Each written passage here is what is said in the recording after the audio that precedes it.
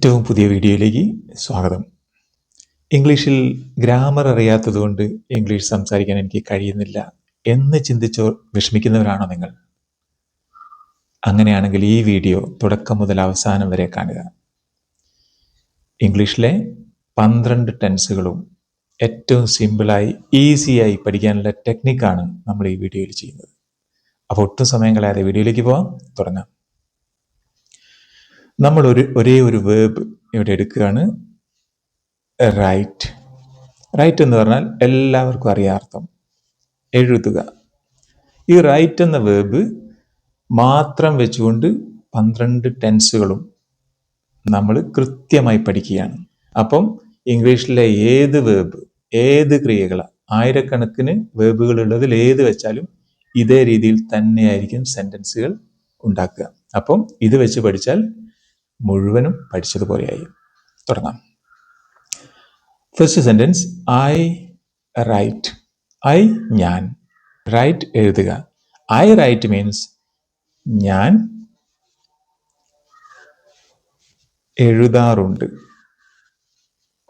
ഞാൻ എഴുതാറുണ്ട്. ഇവിടെ ഇതെൻ്റെ ഒരു സ്വഭാവമാണ്, എഴുതുക എന്നത്.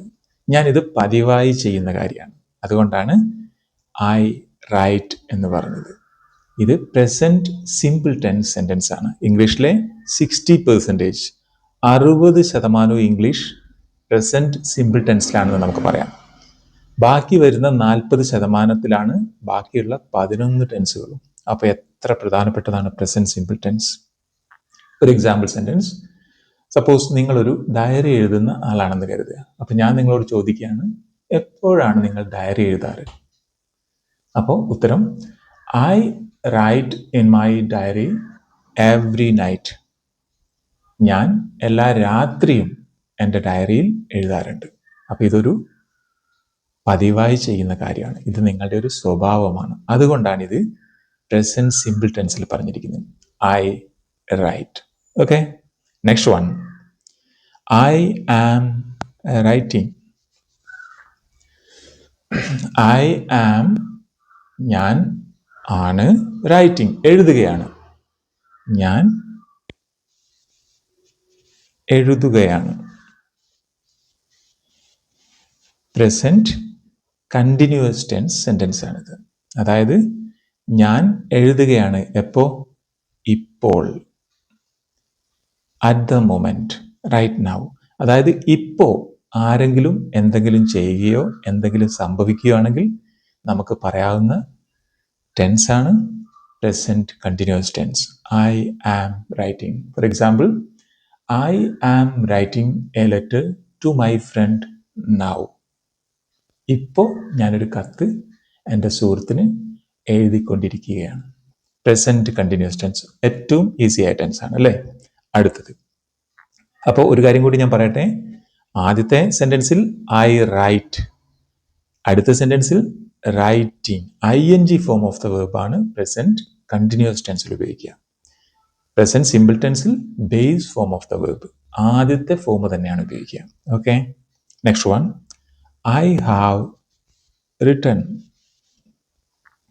ഐ ഞാൻ, ഹാവ് ഉണ്ട്, റിട്ടൺ എഴുതിയിട്ടുണ്ട്, എഴുതി. അപ്പോൾ ഐ ഹാവ് റിട്ടൺ എന്ന് പറഞ്ഞാൽ ഞാൻ എഴുതിയിട്ടുണ്ട്.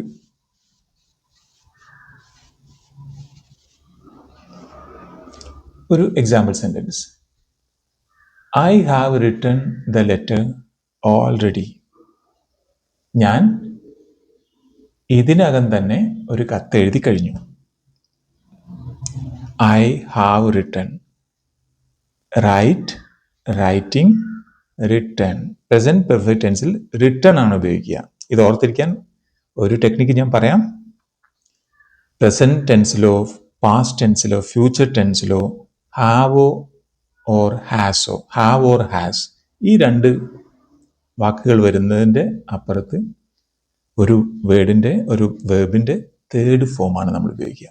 ഒരു മടിയും കൂടാതെ ഹാവോ ഹാസോ കണ്ടാൽ ധൈര്യമായിട്ട് തേർഡ് ഫോം അങ്ങ് ഉപയോഗിച്ചേക്കാം. Write, wrote, written. Third form written. So I have written, ഞാൻ എഴുതിയിട്ടുണ്ട്. Next one, I have been writing. Have been കഴിഞ്ഞിട്ട് റൈറ്റിംഗ് ആണ്, ING ഫോമാണ്.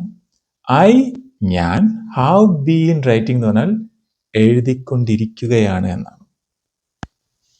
ഞാൻ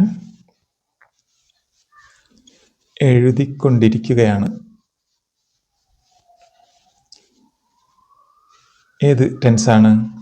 പ്രസന്റ് പെർഫെക്റ്റ് കണ്ടിന്യൂസ് ടെൻസ് ആണ്. അതായത് മുൻപ് ഞാൻ എഴുതുന്നത് തുടങ്ങി, ഇപ്പോഴും തുടർന്നുകൊണ്ടിരിക്കുകയാണ്. ഞാൻ അവസാനിപ്പിച്ചോ? ഇല്ല. പാസ്റ്റിൽ തുടങ്ങി, പ്രസന്റിൽ തുടർന്നുകൊണ്ട് ഫ്യൂച്ചറിലേക്ക് പോവുകയാണ്, തുടർന്നുകൊണ്ടിരിക്കുകയാണ്. അതായത് പാസ്റ്റും പ്രസന്റും ഫ്യൂച്ചറും ഈ 3 ടെൻസുകളും കണക്ട് ചെയ്യുന്ന ഇംഗ്ലീഷിലെ ഏറ്റവും സുന്ദരമായ മനോഹരമായ ടെൻസാണ് പ്രസന്റ് പെർഫെക്റ്റ് കണ്ടിന്യൂസ് ടെൻസ്. നമുക്ക് ഈ ടെൻസ് വെച്ച് ബ്യൂട്ടിഫുൾ ആയിട്ടുള്ള സെന്റൻസുകൾ ക്രിയേറ്റ് ചെയ്യാം. മുൻപ് തുടങ്ങി ഇപ്പോഴും തുടർന്നുകൊണ്ടിരിക്കുന്ന കാര്യങ്ങൾ പറയാനാണ് present perfect continuous tense. I have been writing. ING form of the verb write, writing. Okay? അപ്പോൾ present tense completed. Present simple, present continuous, present perfect continuous tense. Next one. I wrote. ഞാൻ എഴുതി. അപ്പം ഇവിടെ ഞാനൊരു കാര്യം പറയാണ്, ഒന്ന് നിങ്ങൾ കുറച്ചും കൂടെ ഒന്ന് ശ്രദ്ധിക്കണം. ഐ റോട്ട് ഞാൻ എഴുതി, ഐ ഹാവ് റിട്ടൺ ഞാൻ എഴുതിയിട്ടുണ്ട് അല്ലെങ്കിൽ ഞാൻ എഴുതിയത് എന്ന് തന്നെ അർത്ഥം. രണ്ടിനും ഒരേ അർത്ഥം. പിന്നെന്തിനാണ് ഈ 2 ടെൻസുകളും മാറി മാറി ഉപയോഗിക്കുന്നത്? ഒരു കുഴപ്പമില്ല. നിങ്ങൾ സ്പോക്കൺ ഇംഗ്ലീഷിൽ പ്രസന്റ് പെർഫെക്റ്റ് ടെൻസിൽ സെന്റൻസോ പാസ്റ്റ് സിമ്പിൾ ടെൻസ് സെന്റൻസ് മാറി അങ്ങോട്ടും ഇങ്ങോട്ടും ഇന്റർചേഞ്ചബിൾ ആയിട്ട് ഉപയോഗിച്ചുകൊണ്ട് ഒരു കുഴപ്പമില്ല. പറയുന്ന കാര്യം ഒരേ കാര്യം തന്നെയാണ്. ചെറിയൊരു ഡിഫറൻസ് ഉണ്ട്, അത് നിങ്ങൾ ഓർത്ത് വിഷമിക്കുകയേ വേണ്ട. മാറി മാറി ഉപയോഗിക്കാം. രണ്ടിൻ്റെ അർത്ഥം ഒന്ന് തന്നെയാണ്. ഐ റോട്ട് എന്ന് പറഞ്ഞാലും ഐ ഹാവ് റിട്ടൺ എന്ന് പറഞ്ഞാലും നിങ്ങൾ ചെയ്ത കാര്യം, നിങ്ങൾ എഴുതിയിട്ടുണ്ട്, നിങ്ങൾ എഴുതി കഴിഞ്ഞു, കഴിഞ്ഞ കാര്യമാണ് പറയുന്നത്. ഓക്കെ. അപ്പോൾ ഒരു example sentence. Simple past tense. I wrote a letter to my father yesterday. ഞാൻ ഇന്നലെ എൻ്റെ അച്ഛന് ഒരു കത്ത് എഴുതി. I have written a letter to my father എന്ന് പറഞ്ഞാലും ഞാൻ എൻ്റെ അച്ഛനൊരു കത്ത് എഴുതി എന്ന് തന്നെയാണ്. പക്ഷെ ഇവിടെ നമ്മൾ ടൈം മെൻഷൻ ചെയ്തിട്ടുണ്ട്, എപ്പോഴാണ് എഴുതിയതെന്ന്. അതുകൊണ്ടാണ് ഇത് പാസ്റ്റ് സിമ്പിൾ ടെൻസിൽ പറയുന്നത്. Okay. I wrote a letter to my father yesterday. Okay. Then next one. ഇവിടെ ഒരു കാര്യം കൂടി പറയാൻ ഞാൻ മറന്നുപോയി. I wrote here second form of the verb ആണ് ഉപയോഗിക്കുന്നത്. പാസ്റ്റ് സിമ്പിൾ ടെൻസിൽ ഏത് വേർബ് ആയാലും അതിൻ്റെ second form, write, wrote, written, second form ആണ് നമ്മൾ ഉപയോഗിക്കാറ്. മറന്നു പോകരുത്. Next one. I was writing. ഞാൻ, വാസ് ആയിരുന്നു, റൈറ്റിംഗ് എഴുതുകയായിരുന്നു. ഞാൻ എഴുതുകയായിരുന്നു.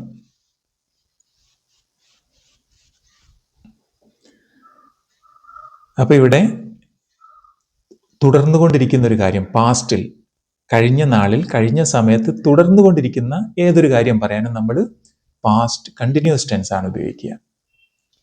ഞാൻ എഴുതുകയായിരുന്നു. ഇത് പ്രത്യേകം ശ്രദ്ധിക്കണം. കഴിഞ്ഞ കാലത്ത് അല്ലെങ്കിൽ പാസ്റ്റിൽ 2 കാര്യങ്ങൾ സംഭവിച്ചു. ഒന്ന് കണ്ടിന്യൂസ് ആയിട്ടുള്ളൊരു കാര്യമാണ്. അതിനെ ഇന്ററപ്റ്റ് ചെയ്ത്, അതിനെ തടസ്സപ്പെടുത്തിക്കൊണ്ടോ അതിൻ്റെ ഇടയിലോ വേറൊരു കാര്യം കൂടി സംഭവിക്കുമ്പോഴാണ് നമ്മളിങ്ങനെ പാസ്റ്റ് കണ്ടിന്യൂസ് ടെൻസിൽ പറയാൻ. Four example, I was writing a letter when my father came. എൻ്റെ അച്ഛൻ വന്നപ്പോൾ ഞാനൊരു കത്ത് എഴുതുകയായിരുന്നു അല്ലെങ്കിൽ കത്ത് എഴുതിക്കൊണ്ടിരിക്കുകയായിരുന്നു. എപ്പോഴാണ് അച്ഛൻ വന്നത്? ഞാനൊരു കത്ത് എഴുതുകയായിരുന്നു. അപ്പോൾ ഞാൻ കത്ത് എഴുതുകയായിരുന്നു എന്നത് പാസ്റ്റിൽ തുടർന്നുകൊണ്ടിരിക്കുന്ന ഒരു കാര്യമാണ് അല്ലേ? അപ്പോൾ അച്ഛൻ വന്നു. ഇങ്ങനെ 2 കാര്യങ്ങൾ പാസ്റ്റിൽ സംഭവിച്ചത്. ഒന്ന് കണ്ടിന്യൂസ് ആയിട്ടുള്ള ഒരു കാര്യമാണെങ്കിൽ അവിടെയാണ് നമ്മൾ പാസ്റ്റ് കണ്ടിന്യൂസ് ടെൻസ് ഉപയോഗിക്കുക. I was writing a letter when my father came. Easy അല്ലേ? എത്ര സെന്റൻസുകൾ നിങ്ങൾക്ക് ഇങ്ങനെ ഉണ്ടാക്കി നോക്കാം ഈ പാറ്റേൺ വെച്ച്. Okay, then next one, I had written. I had ഉണ്ടായിരുന്നു, റിട്ടൺ ഞാൻ എഴുതിയിട്ടുണ്ടായിരുന്നു. ഞാൻ എഴുതിയിട്ടുണ്ടായിരുന്നു.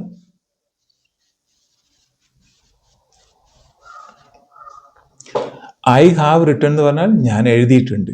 ഐ ഹാഡ് റിട്ടൺ എന്ന് പറഞ്ഞാൽ അതേ അർത്ഥം തന്നെ, ഞാൻ എഴുതിയിട്ടുണ്ട് ഓർ ഞാൻ എഴുതിയിട്ടുണ്ടായിരുന്നു. ചെറിയൊരു വ്യത്യാസം അല്ലേ? ഈ ചെറിയ വ്യത്യാസം എന്തുകൊണ്ടാണ് വരുന്നതെന്ന് ഞാൻ പറയട്ടെ. ശ്രദ്ധിക്കുക. പാസ്റ്റിൽ, അതായത് കഴിഞ്ഞ കാലത്ത് രണ്ട് കാര്യങ്ങൾ സംഭവിച്ചിട്ടുണ്ട് ഇവിടെ. അപ്പോഴാണ് നമ്മൾ ഹാഡ് റിട്ടൺ ഉപയോഗിക്കുക. ഒരു കാര്യം സംഭവിച്ചിട്ടുണ്ടെങ്കിൽ കഴിഞ്ഞ കാര്യം പറയാൻ പ്രസന്റ് പെർഫെക്റ്റ് ടെൻസ് അങ്ങ് ഉപയോഗിച്ചാൽ മതി. അപ്പൊ രണ്ട് കാര്യം സംഭവിച്ചിട്ടുണ്ട്. ഒരു എക്സാമ്പിൾ പറയുമ്പോൾ നിങ്ങൾക്ക് ഇത് വേഗം മനസ്സിലാവും. I had written the letter before my father came.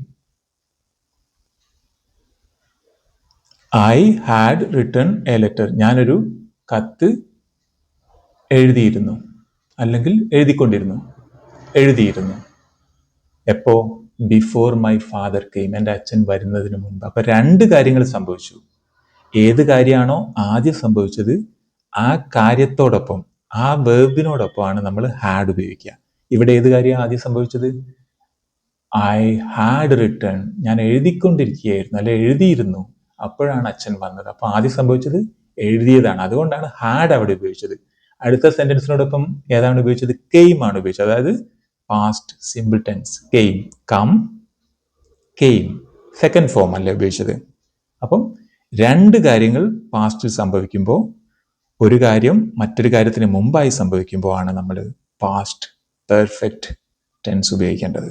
Okay, next one, I had been writing. അപ്പോൾ വീണ്ടും ദാ റൈറ്റിംഗ് വന്നു അല്ലേ? ING form of writing. കാരണം ഇത് കണ്ടിന്യൂസ് ടെൻസ് ആണ്. ഏത് കണ്ടിന്യൂസ് ടെൻസ് ആണ്? പാസ്റ്റ് കണ്ടിന്യൂസ് ടെൻസ് ആണ്. ഞാൻ എഴുതിക്കൊണ്ടിരിക്കുകയായിരുന്നു. ഞാൻ എഴുതിക്കൊണ്ടിരിക്കുകയായിരുന്നു. ഒരു എക്സാമ്പിൾ സെന്റൻസ് പറയാം. I had been writing the letter for an hour when my father came. ഇവിടെ തുടർച്ചയായി പാസ്റ്റിൽ സംഭവിച്ചുകൊണ്ടിരിക്കുന്ന ഒരു കാര്യം, അപ്പോൾ വേറൊരു കാര്യം കൂടെ നടന്നു. അതുകൊണ്ടാണ് ഇത് പാസ്റ്റ് പെർഫെക്റ്റ് കണ്ടിന്യൂസ് ടെൻസിൽ പറയേണ്ടി വരുന്നത്. എന്താണ് സംഭവിച്ചത്? എൻ്റെ അച്ഛൻ വന്നപ്പോൾ ഞാൻ 1 മണിക്കൂറായി കത്തെഴുതിക്കൊണ്ടിരിക്കുകയായിരുന്നു. 1 മണിക്കൂറായി ഒരു കാര്യം അവിടെ നടന്നുകൊണ്ടിരിക്കുകയാണ്. അപ്പോൾ ഒരു സമയം, ഡ്യൂറേഷൻ കാണിക്കാനാണ് നമ്മൾ പാസ്റ്റ് പെർഫെക്റ്റ് കണ്ടിന്യൂസ് ടെൻസ് ഉപയോഗിക്കുന്നത്. I had been writing letter for an hour when my father came. Very rarely മാത്രമേ നമുക്ക് സ്പോക്കൺ ഇംഗ്ലീഷിൽ ഈ ഒരു ടെൻസ് അങ്ങനെ ഉപയോഗിക്കേണ്ടി വരാറുള്ളൂ. അതുകൊണ്ട് ഇത് പെട്ടെന്ന് മനസ്സിലായില്ലെന്ന് വിചാരിച്ച് വിഷമിക്കൊന്നും വേണ്ട. ജസ്റ്റ് ഒന്ന് മനസ്സിലാക്കി വെക്കുക. പാസ്റ്റിൽ രണ്ട് കാര്യങ്ങൾ നടന്നു, അതിലൊരു കാര്യം കുറച്ച് സമയമായിട്ട് തുടർന്നുകൊണ്ടിരിക്കുന്ന ഒരു കാര്യമായിരുന്നു. 1 മണിക്കൂറായിട്ടോ അല്ലെങ്കിൽ 1 ദിവസമായിട്ടോ അല്ലെങ്കിൽ 1 വർഷമായിട്ടോ തുടർന്നുകൊണ്ടിരിക്കുന്ന ഒരു കാര്യം. അങ്ങനെയുള്ള കാര്യം ഹാഡ് ബീൻ വെച്ച് പറയുന്നു. ഓക്കെ, അടുത്ത സെക്കൻഡ് സെന്റൻസ് എങ്ങനെയാ പറയുന്നത്? അത് as usual past simple tense വേർബിന്റെ സെക്കൻഡ് ഫോമും വെച്ച് പറയുന്നു, അത്രമാത്രം. അപ്പോൾ പാസ്റ്റ് ടെൻസ് കംപ്ലീറ്റഡ്.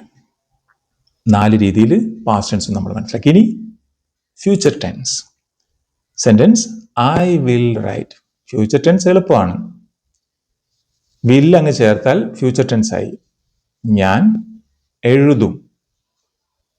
ഒരു ഉദാഹരണം, I will write a letter to my friend tomorrow. നാളെ ഞാൻ എൻ്റെ സുഹൃത്തിനൊരു കത്തെഴുതും. എന്ത് കാര്യം നിങ്ങൾ ചെയ്യാൻ പോകുന്നു അത് വില്ല് വെച്ച് അങ്ങ് പറയാം. Super future tense, right? ഇനി അപ്പൊ ഇവിടെ റൈറ്റിന്റെ ബേസ് ഫോം തന്നെയാണ്, ആദ്യത്തെ ഫോം തന്നെയാണ് ആഫ്റ്റർ വിൽ ചേർക്കേണ്ടത്. ഇനി ഐ വിൽ ബി റൈറ്റിംഗ്. ഇവിടെ ING ഫോം ഓഫ് റൈറ്റ് വന്നു.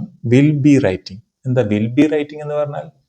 ഞാൻ എഴുതിക്കൊണ്ടിരിക്കുകയായിരിക്കും അല്ലെങ്കിൽ എഴുതുകയായിരിക്കും. ഒരു കണ്ടിന്യൂസ് ആയിട്ടുള്ള കാര്യം. എപ്പോ?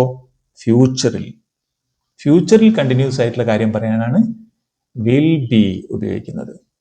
Okay, I will be writing. നാളെ ഈ സമയത്ത് ഞാൻ ഒരു example sentence, I will be writing my exam tomorrow at this time.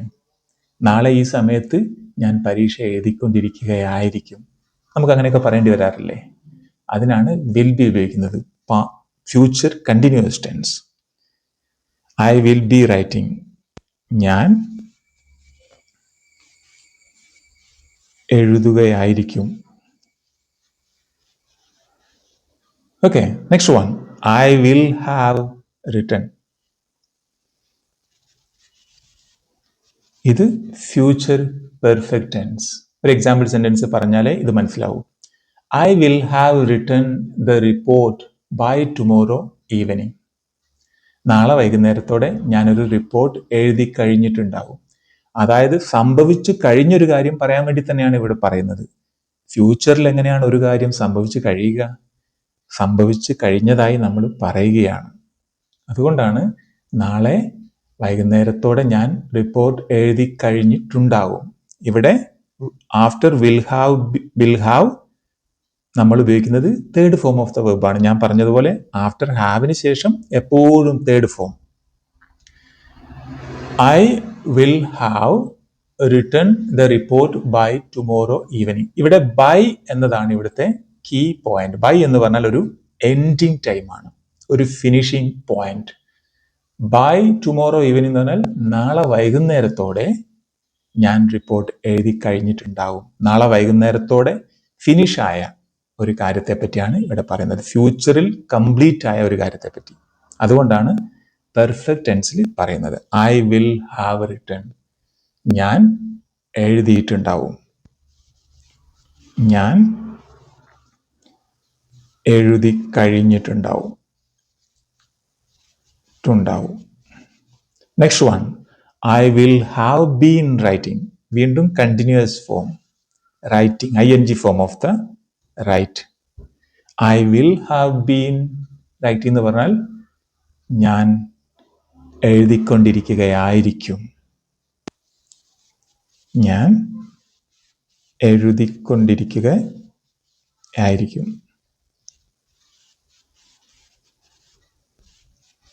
ഇങ്ങനെയൊക്കെ നമ്മൾ പറയാറുണ്ടോ? വളരെ അപൂർവമായിട്ട് പറയാറുള്ളൂ അല്ലേ? അങ്ങനെയാണെങ്കിലും ഇത് മനസ്സിലാക്കിയിരിക്കണം. ഫ്യൂച്ചറിൽ ഒരു ഡ്യൂറേഷൻ ഓഫ് ടൈമിൽ തുടർന്നുകൊണ്ടിരിക്കുന്ന ഒരു കാര്യത്തെപ്പറ്റി പറയാനാണ്. For example, by next month I will have been writing this book for a year. അടുത്ത മാസം ആകുമ്പോഴേക്കും ഞാൻ ഒരു വർഷമായി ഈ പുസ്തകം എഴുതിക്കൊണ്ടിരിക്കുകയായിരിക്കും. ഈ പുസ്തകം എഴുതാൻ തുടങ്ങിയിട്ട് ഒരു വർഷമാകും. എപ്പോ? അടുത്ത മാസം ആകുമ്പോഴേക്കും. Make sense, right? ഇത്രയേ ഉള്ളൂ ടെൻസുകൾ. ഞാൻ ആദ്യം പറഞ്ഞതുപോലെ ഇംഗ്ലീഷിലെ ഏത് വെർബും ഈ റൈറ്റിന്റെ സ്ഥാനത്ത് നിങ്ങൾ ഉപയോഗിക്കുക. റീഡോ, ഗോ, കം, ഏത് ടെൻസ് വേണമെങ്കിലും, ഏത് വേർബ് വേണമെങ്കിലും, അതായത് 100 100 or 200, 100 200 കോമൺ ആയിട്ടുള്ള വേർബുകളാണ് നമ്മൾ സ്പോക്കൺ ഇംഗ്ലീഷ് സംസാരിക്കാൻ വേണ്ടി കൂടുതലായി ഉപയോഗിക്കാറ്. അങ്ങനെയാണെങ്കിലും ആയിരക്കണക്കിന് വേർബുകൾ ഇംഗ്ലീഷിലുണ്ട്. ഏത് വേർബ് ഉപയോഗിച്ചാലും ഈ ടെൻസിൽ ഇങ്ങനെ തന്നെയാണ്. പ്രസന്റ് സിമ്പിൾ ടെൻസിൽ ഫസ്റ്റ് ഫോം, പ്രസന്റ് കണ്ടിന്യൂസ് ടെൻസിൽ ING ഫോം, പ്രസന്റ് പെർഫെക്റ്റ് ടെൻസിൽ third form of the verb, present perfect continuous ടെൻസിൽ വീണ്ടും ING form of the verb. The same in all other tenses. ഇത്രയേ ഉള്ളൂ ടെൻസസ്. 12 ടെൻസസ്. ഒരു 5 സെന്റൻസുകൾ, ഒരു 5 വേർബുകൾ എടുത്ത് നിങ്ങൾ ഈ 12 ടെൻസുകൾ ഇന്ന് തന്നെ ഒന്ന് നിങ്ങളുടേതായ സെന്റൻസുകൾ ഉണ്ടാക്കിയാൽ ഇനി ഒരിക്കലും ബേസിക് ഇംഗ്ലീഷ് ഗ്രാമർ നിങ്ങൾ മറന്നുപോകില്ല. ഇംഗ്ലീഷ് സംസാരിക്കുമ്പോൾ എനിക്ക് ബേസിക് ഇംഗ്ലീഷ് ഗ്രാമർ അറിയാമെന്ന കോൺഫിഡൻസ് നിങ്ങൾക്കുണ്ടെങ്കിൽ എത്ര മനോഹരമായിരിക്കും നിങ്ങളുടെ English. So thank you so much for watching this video. മറന്നു പോകാതെ സെൻറ്റൻസുകൾ ഇന്ന് തന്നെ ഉണ്ടാക്കുക. കമൻറ്റ് ബോക്സിൽ നിങ്ങൾക്ക് ഗ്രാമറിനെ പറ്റി എന്ത് സംശയങ്ങളുണ്ടെങ്കിലും കമൻറ്റിൽ എഴുതുക. അപ്പം നിങ്ങൾക്ക് മാത്രമല്ല അത് മറ്റുള്ളവർക്കും ഉപകാരപ്പെടും ഞാനതിൻ്റെ റിപ്ലൈ തരുമ്പോൾ. Anyway, see you in the next video. Bye bye.